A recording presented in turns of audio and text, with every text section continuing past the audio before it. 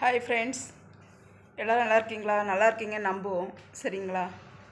வர வர நம்ம ஊரில் அநியாயம் அக்கிரமம் ரொம்ப அதிகமாக தலை விரிச்சு ஆட ஆரம்பிச்சிடுச்சிங்க.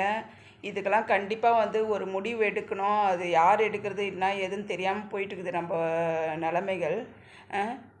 அடையாரில் ஒரு 3 பேரை சாவடித்து மூட்டை கட்டி போட்டிருக்கானுங்க. அவ்வளோ தைரியம் எங்கேருந்து வந்து தெரியல அவனுங்களுக்கு. அதுவும் ஏதோ காலேஜுன்றாங்க.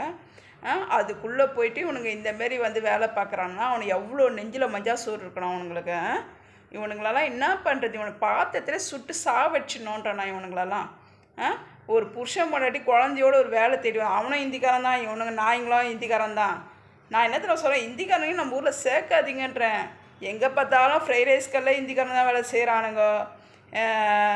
இது துணி கடைகளில் பெரிய பெரிய கடைகளில் நீங்கள் சம்பளம் கம்மியாக இருக்குது சொல்லிட்டு அவனுங்களை வைக்கிறீங்க. ஆனால் நம்ம தமிழ் ஆளுங்க உயிருங்களே போகுது.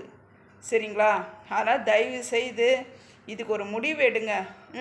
அந்த குழந்த பச்சை குழந்த வெறி பிடிச்சி குடிகார போத நாய்ங்க பச்சை குழந்தை எடுத்துன்னு போய் செவுத்தில் முட்டி 2ஆக தலையை பேத்துக்கிறானுங்க. அவனுங்களாம் எவ்வளோ திம்புறோம் அவனுங்களுக்கெல்லாம். இவனுங்களாம் சும்மாவே விடக்கூடாதுன்ற நான் எத்தனா அப்படியே நின்று இடத்துல அவனுங்களை அப்படியே சுட்டு தள்ளிடணும், வச்சு போட்டுணும் அவனுங்களை. என்னோடய இது அதுதான் நினைக்கிறேன் நான். இவனுங்கெல்லாம் நான் கட்டி போலீஸான்னு வச்சுக்கேன், பார்த்தோன்னே சுட்டுருவேன். வேலை போனால் கூட போகுது சொல்லிட்டு இவனுங்களெல்லாம் நாய்ங்களா.